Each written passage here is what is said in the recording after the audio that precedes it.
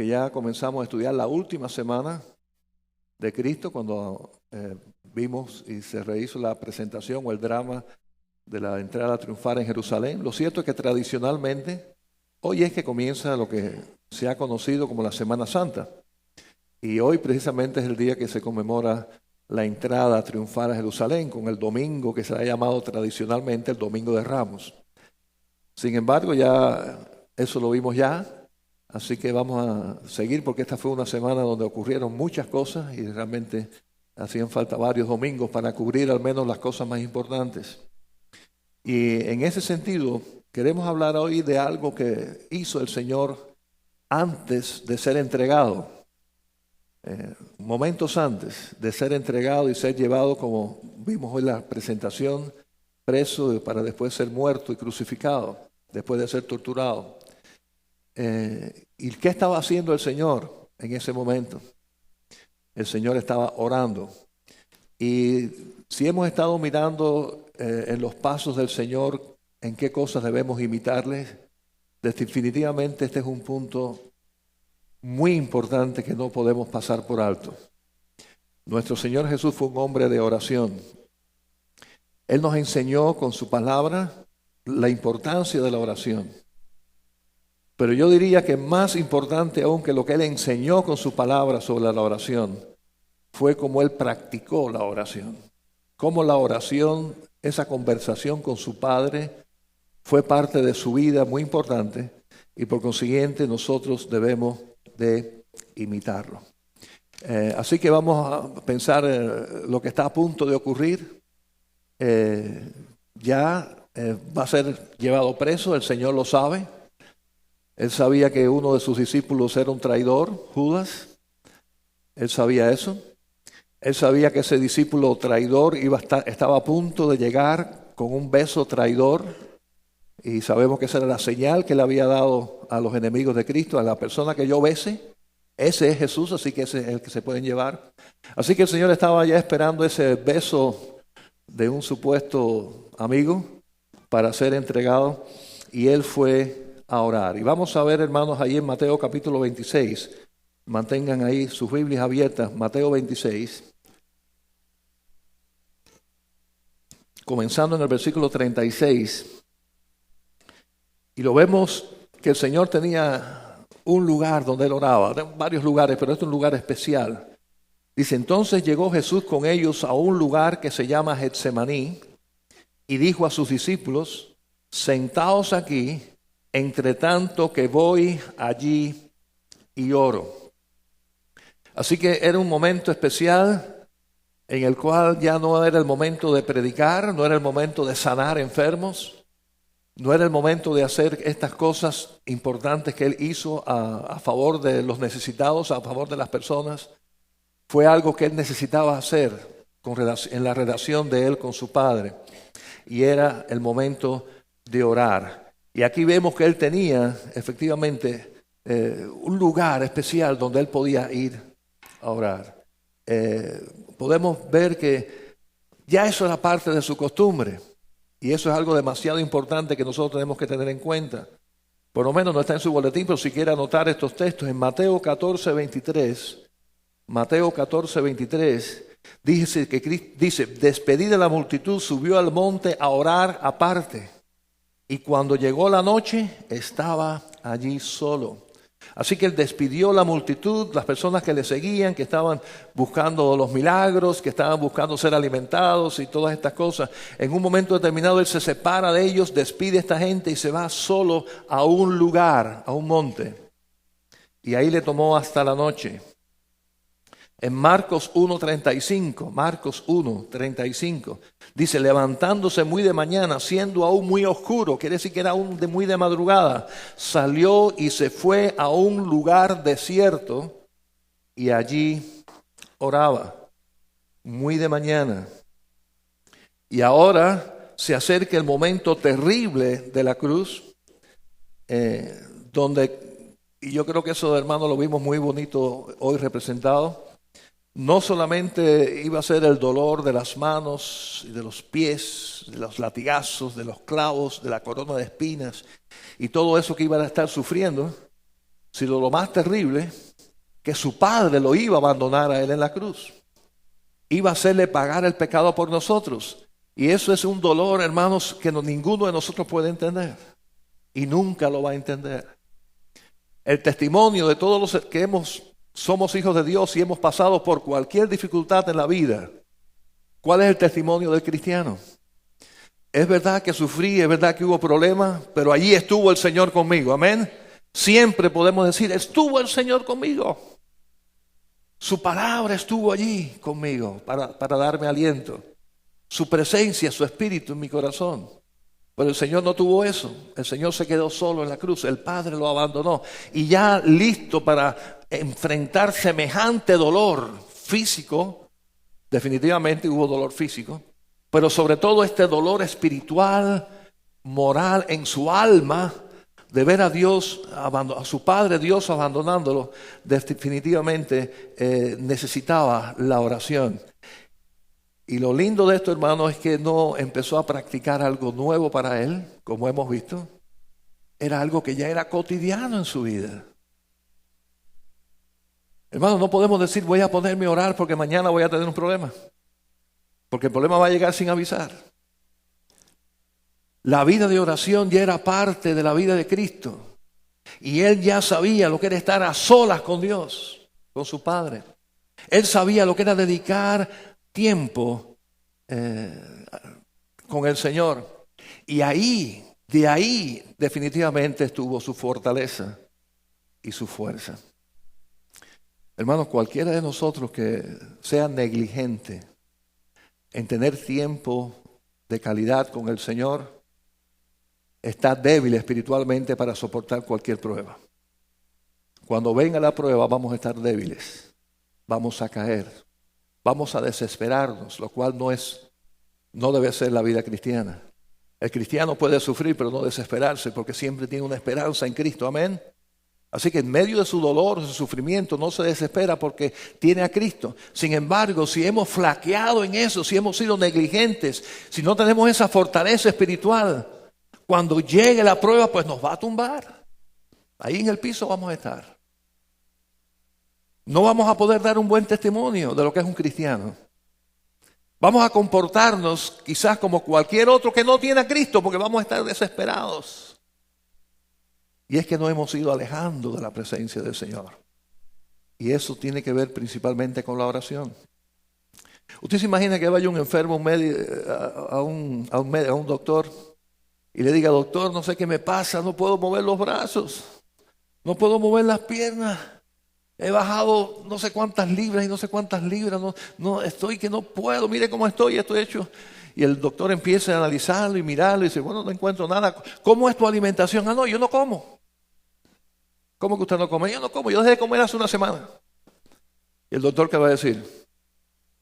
Tú lo que tienes es hambre, mijo. Tu cuerpo no responde porque necesita la alimentación.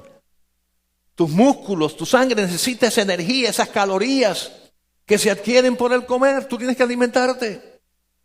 Hermanos, así mismo ocurre en nuestra vida espiritual. ¿Qué pasa? Que estoy flaqueando. ¿Qué pasa? Que no soy fiel. ¿Qué me pasa? Que caigo en las tentaciones. ¿Qué me pasa? Primera pregunta que debemos de hacernos cada uno de nosotros, incluyéndome. ¿Estamos orando suficiente? ¿Estamos dedicando el tiempo al Señor como el mismo Cristo, siendo el Hijo de Dios, siendo puro? ¿Él hizo o no? Qué lindo es, hermano, cuando tenemos esa vida de oración activa. Es un gran beneficio para nosotros. Pero yo le digo en el nombre del Señor que todos aquellos que tenemos hijos y nietos, la bendición es doble.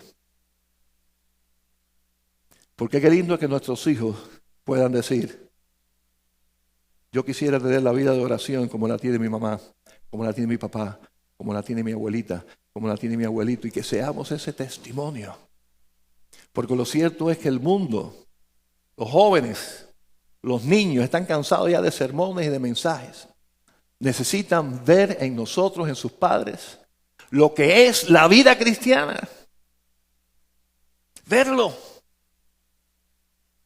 De las imágenes que tengo de mi padre cuando era niño, yo me encaramaba para ver lo que estaba haciendo en su oficina. porque la pared no llegaba al techo. Él no sabía, pero yo me encaramaba y miraba a ver qué estaba haciendo tanto rato ahí. Qué lindo verlo arrodillado, verlo orando, preparando su mensaje, buscando del Señor. Gloria a Dios.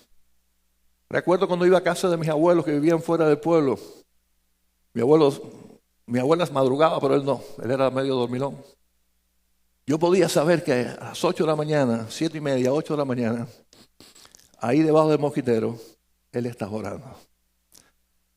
Sentado en la cama, orando. Él se metía 15, 20, media hora orando. Todos los días. Yo sabía que a esa hora él estaba orando. ¿Qué estaba haciendo en el mosquitero? Está orando. ¡Qué bendición!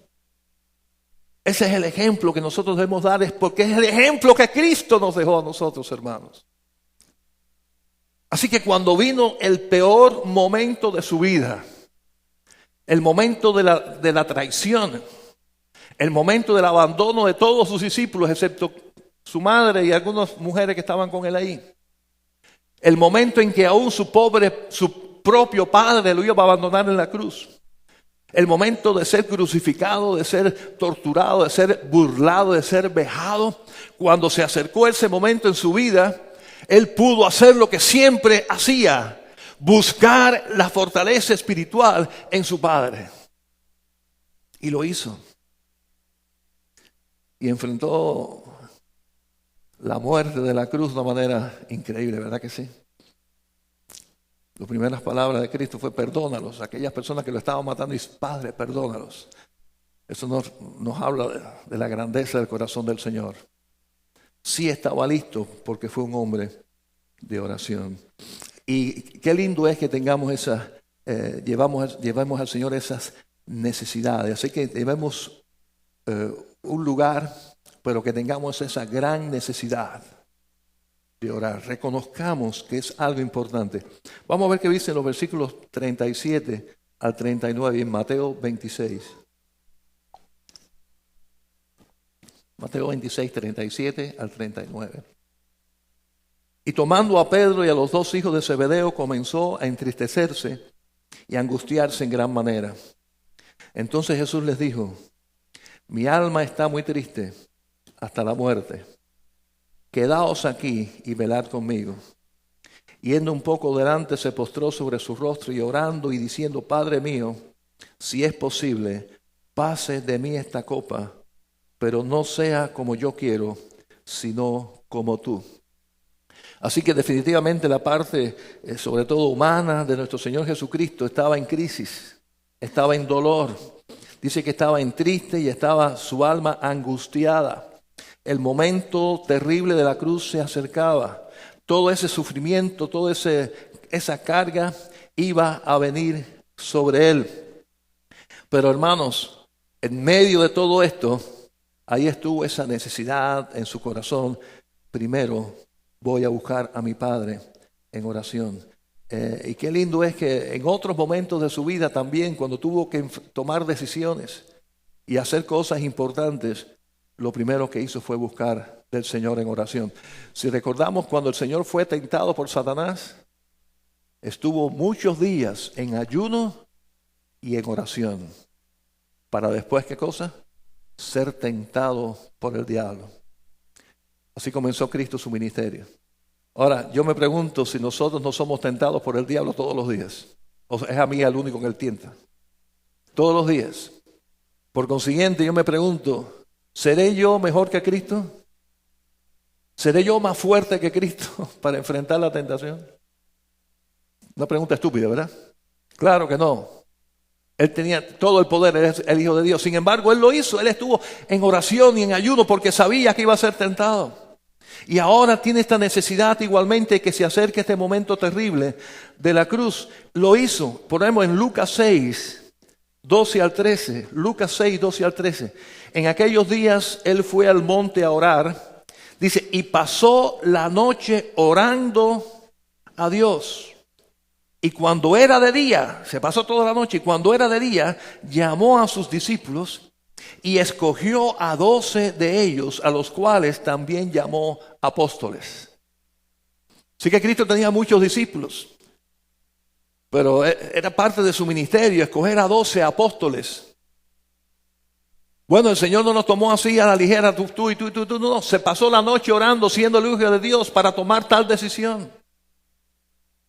Así que qué enseñanza de necesidad de orar, de poner las cosas delante de Dios antes de tomar decisiones, antes de hacer cosas que tengan que ver con nuestro futuro, con nuestra vida, con nuestra familia, con nuestro trabajo, con nuestra iglesia, con lo que sea. Cualquier cosa debe ser buscando el rostro de Dios. El Señor lo reconoce como importante y el Señor lo hizo.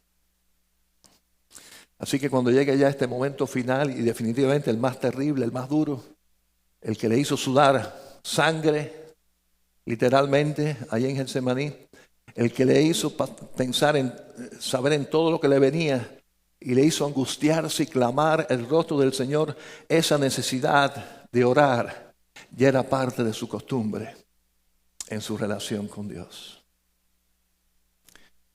Sabemos que uno de los problemas que podemos tener en nuestro matrimonio es una mala comunicación. Cuando no nos comunicamos bien. Cuando no nos decimos las cosas en la mejor forma, en la forma más entendible y somos capaces de entendernos los unos a los otros. Hermanos, eso es válido para cualquier relación, no solamente para el matrimonio. La relación con Dios, fuerte y hermosa, también depende de la comunicación. ¿De qué manera nos comunicamos con Dios en un tiempo íntimo con Él, un tiempo de calidad, en el cual le oramos sin apuro, poniendo y volcando delante de Él nuestras súplicas, nuestras acciones de gracia, nuestros arrepentimientos, nuestras confesiones por los pecados, en detalle pidiéndole perdón y después buscando en su palabra lo que el Señor me quiere responder?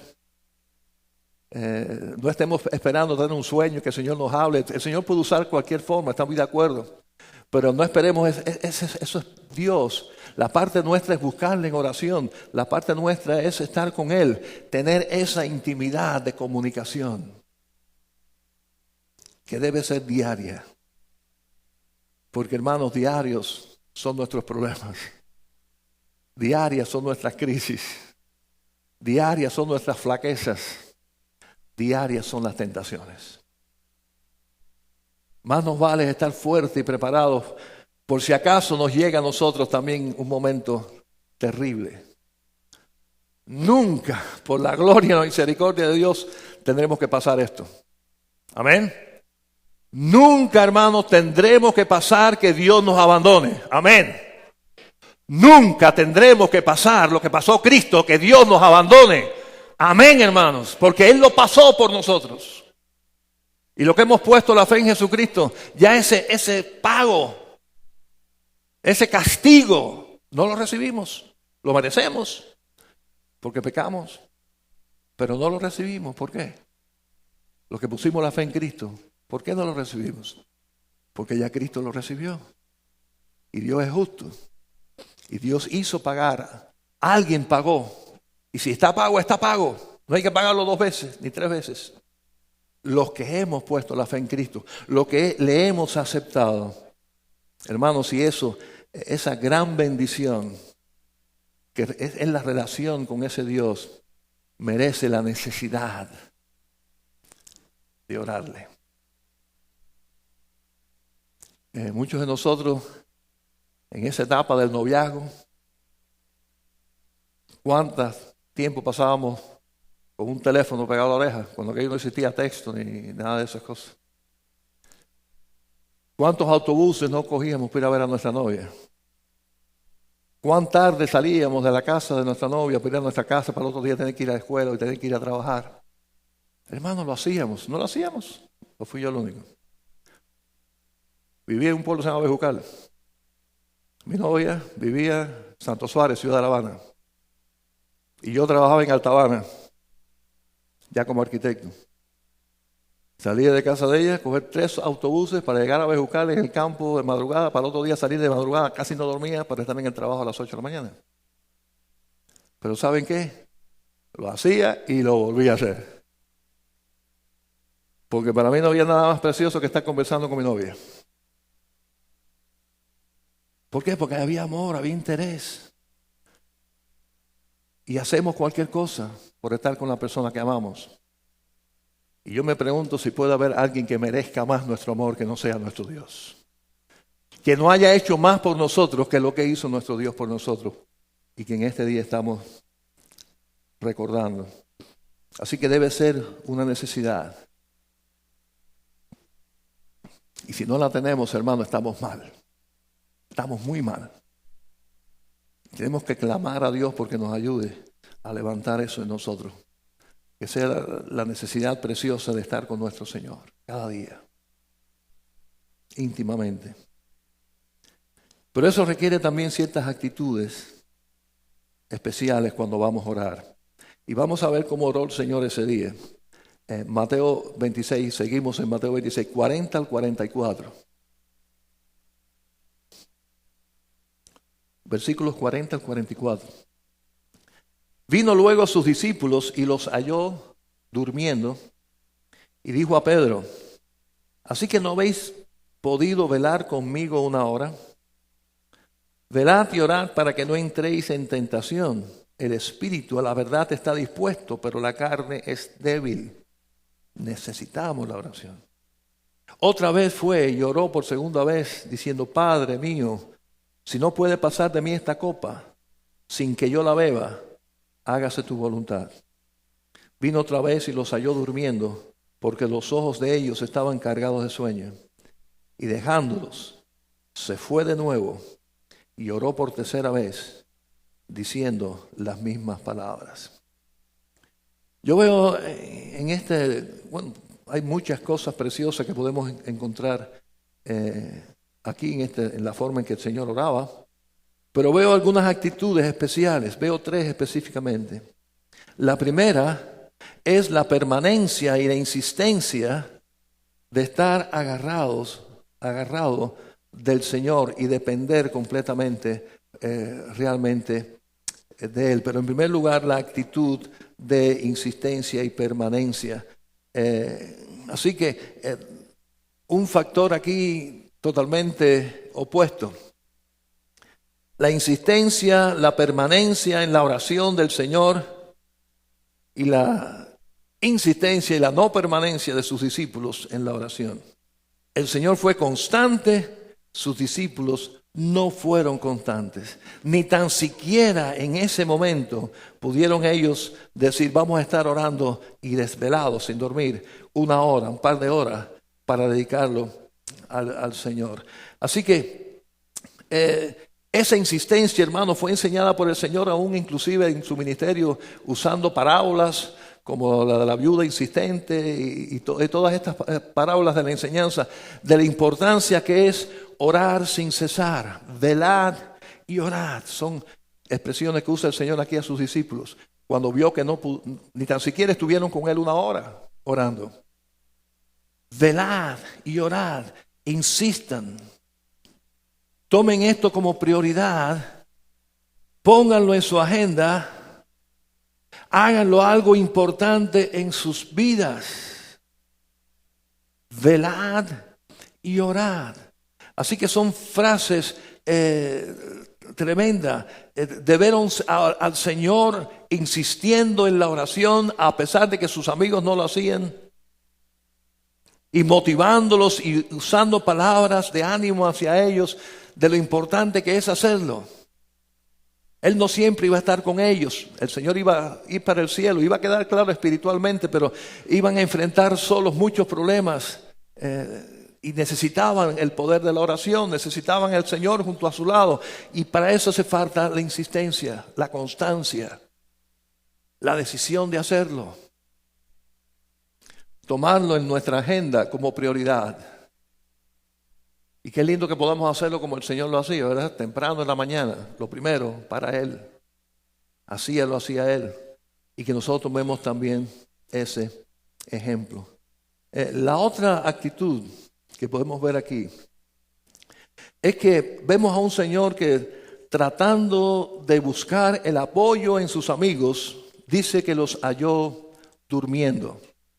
Sin embargo, su actitud fue de seguir buscando del Señor y no depender de ellos, sino depender en primer lugar de Dios. Claro que es muy bonito que él hubiera sentido el apoyo de sus amigos, ¿verdad que sí? ¿Verdad que fue triste lo que Cristo tuvo que sufrir? Que ni tan siquiera pudieron orar con él. No sé cuántos de nosotros hubiera dicho, cuánto hubiera querido yo estar ahí. Señor, yo si hubiera estado contigo. Señor, yo si hubiera orado. Yo no me hubiera quedado dormido como se quedaron aquellos discípulos tuyos. Pero déjenme decirle, hermanos, que la realidad es que eso nos puede pasar a nosotros. Por consiguiente, a pesar de lo importante, hermanos, que es que nos unamos en oración, y que no debemos de hacerlo solos, que debemos de buscar apoyo entre nuestros hermanos, porque para eso es la iglesia. Lo cierto es que mi actitud es que yo no voy a depender de eso. Yo voy a estar agarrado personalmente de mi Señor. Porque mis hermanos me pueden fallar. Mis hermanos pueden tener sus propios problemas y olvidarse de los míos. El pastor me puede fallar. Los hermanos, mi propia familia puede en algún momento no estar disponible. Que cuando más lo necesito resulta que están de vacaciones. O cuando más lo necesito están ellos en una crisis peor que la mía y no me pueden ayudar porque están hasta aquí de sus propios problemas. Pero hay una actitud, hermanos, preciosa en esto que el Señor, bueno, ustedes no están orando conmigo, los animo a que oren, pero ¿qué hacía Él? Volvía e insistía en la relación con su Padre. No dijo, pues si ustedes no oran conmigo, pues yo no oro tampoco. Así que yo, ¿para qué voy a ir al grupo culto de oración? Si ahí lo que van son 5 gatos. Entonces usted se pierde la bendición de ser el sexto gato en un lugar donde hay bendición. Miren, hermanos, yo pudiera bajar ahora aquí, de aquí pudiera hacerlo. E ir a hermanos y decirle, yo sé lo que estás pasando. Y estoy orando por ti. Y los estoy mirando aquí ahora. No lo voy a mirar fijo ahora. Pero ¿saben por qué lo sé? Porque he estado sentado aquí en esta área de aquí, en un grupo de oración, donde los hermanos han abierto su corazón y han pedido oración por su hermana, por su papá, por una necesidad tremenda. Y hermano, aún siendo el pastor, no me hubiera enterado si no hubiera estado ahí, ¿saben? No me hubiera enterado que hay aquí hermanos que necesitan, por ejemplo, vender un terreno en su país, que es tan importante porque necesitan ese dinero aquí, algo así. ¿Cómo yo lo sé? Porque lo he escuchado de ellos, sea en el grupo de oración, en el tiempo de oración. Qué belleza, qué lindo contar con los hermanos y poder apoyarnos unos a otros. Pero hermanos, ni aún cuando ellos me fallaran y no oraran por mí. No sé si a alguno de ustedes le ha pasado que ha visto un hermano y dice, ay, se me ha olvidado orar por este hermano. Señor, bendice al papá de mi hermano. Cuando lo veo, ¿he estado orando por tu papá? Sí, oraste ahora mismo. No me mientas, no has estado orando por él. Y mentimos así. Pero ¿sabes qué? Hay un Dios que nunca nos va a hacer eso. Hay un Dios que siempre nos va a atender. Así que la actitud del Señor fue, a pesar de que sus amigos no le acompañaron, Él tuvo la actitud de depender 100% del Señor. Y la última, hermanos, lo vemos tanto en el versículo 39 como 42. Y para mí es un ejemplo muy precioso del Señor. Y es que el Señor Jesús usó las palabras que en mi punto de vista son tan importantes en cualquier oración. Pero que se haga tu voluntad y no la mía. Señor, si es posible, pasa de mí esta copa. Pero Señor, que se haga tu voluntad y no la mía. Y déjeme decirle que en este caso, ¿cuál fue la voluntad del Padre?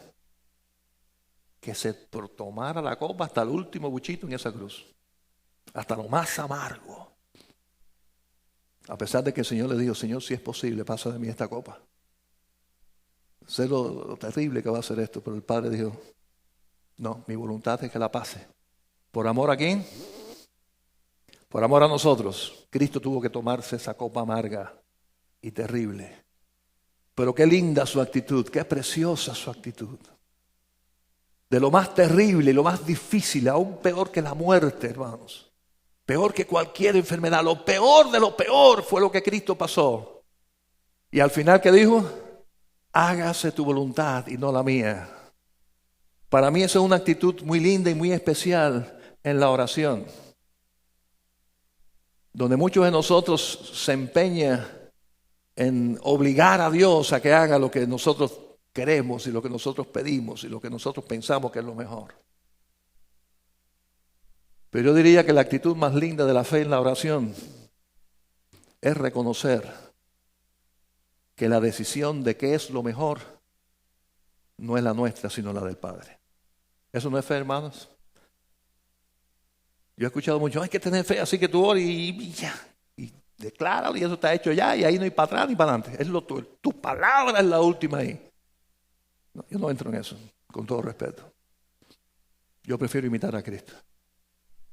Yo quiero que la última palabra no sea la mía, sino la de Él. Para cualquier cosa. Esta es mi voluntad, Señor, esto es lo que yo necesito, esto es lo que yo quiero, esto es lo que estoy pidiéndote, Señor. Pero al final, si es tu voluntad, si es lo mejor, y lo acepto con gozo en mi corazón, cualquiera sea tu respuesta.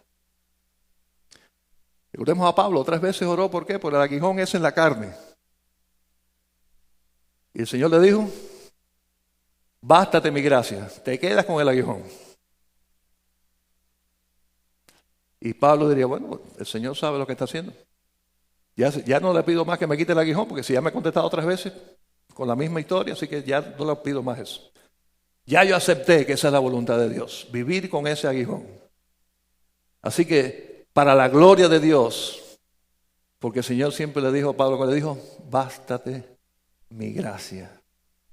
Posiblemente en el carácter de Pablo, estoy especulando, ¿no? Eso está en la Biblia, especulando. Posiblemente Dios sabía que en ese carácter de Pablo necesitaba un aguijón para mantenerlo humilde. Posiblemente. Y le dijo, no, para que tú me sirvas bien a mí, para tú ser la persona que yo quiero que tú seas, si te quito el aguijón se te van los humos para la cabeza. Así que mejor que te mantengas humilladito ahí, y por eso el aguijón ese te va a estar contigo hasta que te mueras. Bástate mi gracia, vive agarrado de mí.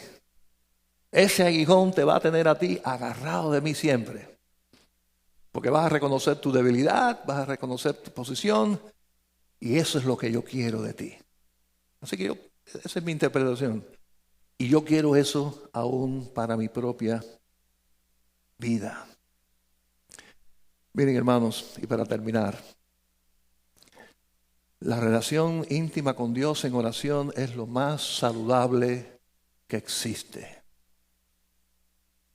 Yo estoy seguro que si todas las personas tuvieran una vida de oración plena, los psiquiatras y los psicólogos a veces yo creo que se morían de hambre. Porque habría un bienestar interior tan grande, una paz del alma tan grande que difícilmente el cerebro funcionara mal. Por la paz interior que traería esa comunicación. Ahora está de moda, y yo espero que no haya nadie aquí ahora con su Facebook encendido y nada de eso, pero casi que ya es una enfermedad que todo el mundo sepa lo que estoy haciendo y estar comunicado con todo el mundo al mismo tiempo. Y no estoy en contra de nada de eso. Tengo casi 2,000 amigos en Facebook. ¿Por qué? Porque creo que es importante, como parte de mi trabajo como pastor, tener esas relaciones sociales. Ese es mi punto de vista. Pero ¿saben qué? Estuve leyendo esta información, déjenme dar el dato exacto. Porque salió esta noticia en el New York Times acerca de un joven de 19 años llamado Abraham Biggs.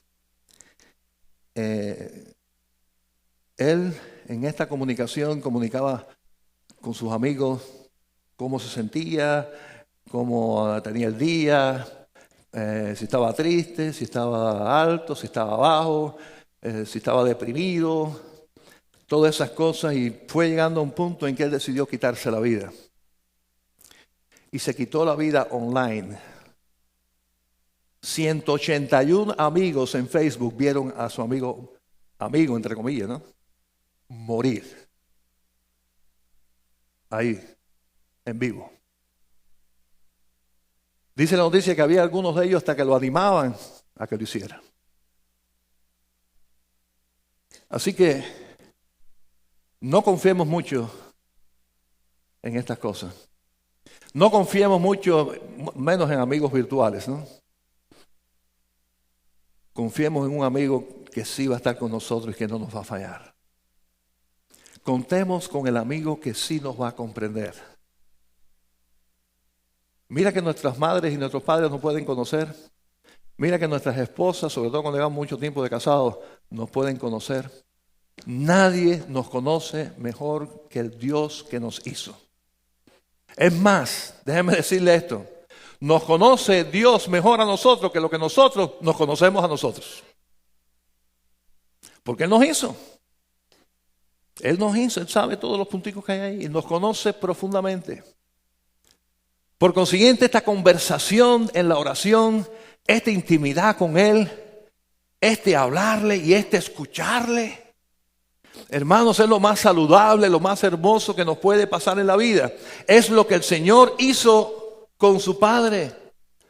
Es lo que nos enseñó. Y si nosotros vamos a analizar su vida y vemos cómo fueron sus pasos, vamos a estar mirando constantemente la oración. Y se apartó un solo orar y se pasó la noche orando y estuvo buscando del Señor.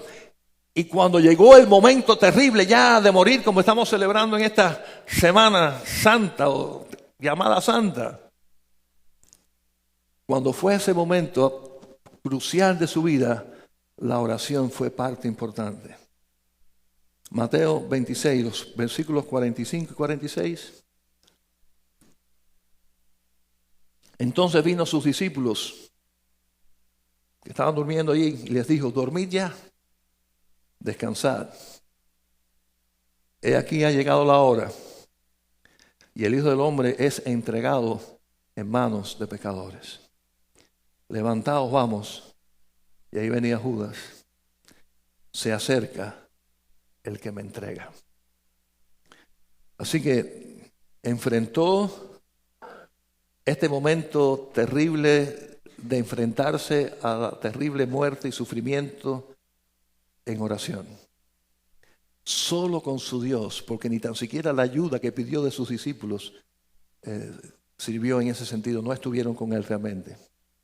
Así que aprendamos, hermanos, de esta experiencia del Señor, uno de sus últimos pasos en esta vida terrenal antes de morir, que debemos de tener un tiempo y un lugar de oración. Un tiempo y un lugar de oración, donde debemos de velar sin cesar, donde debemos de volcarnos y tener este tiempo de calidad con el Señor. Debemos recordar, hermanos, que la oración es el alimento indispensable para nuestro espíritu. Que si no oramos, nuestra alma enferma, nuestro espíritu decae. Nos debilitamos y estamos flojos para enfrentar la vida, con los problemas de la vida y mucho más las tentaciones. Que debemos de buscar responsablemente el rostro del Señor, reconociendo que Él es lo más importante que podemos tener, independientemente de que otros nos sigan o no. Que debemos de depender de Él, hermanos, esperando siempre en su preciosa voluntad, reconociendo lo que Él decide para mi vida es lo mejor. Hermanos, el Señor nos está pidiendo que velemos, que oremos. No sabemos el valle de muerte cuán lejos está o cuán cerca. Así que es una necesidad estar preparados, y esa necesidad está basada principalmente en la oración. Padre Santo, Señor, gracias por este día precioso que hemos estado en tu casa. Gracias porque hemos recordado de una manera tan visual que Cristo, tu Hijo, fue el Cordero sacrificado por nosotros, por nuestros pecados en la cruz del Calvario. Ahora, Señor, queremos suplicarte que, siguiendo tus pasos e imitándote, la oración llegue a ser de nuestras vidas tan importante como lo fue para ti. Reconozcamos, Señor, lo importante que es para nosotros estar cerca de ti, comunicados contigo, en relación íntima contigo, conociéndote más. Tú nos conoces ya, pero nosotros necesitamos conocerte más. Y para eso es importante este tiempo de intimidad y de acercamiento a ti. Ayúdanos, Señor, y perdónanos por nuestra negligencia, que tantas veces fallamos en esto. Ayúdanos a cumplir contigo, porque tú lo pides y lo que tú pides es bueno. Te lo pedimos en Cristo Jesús. Amén.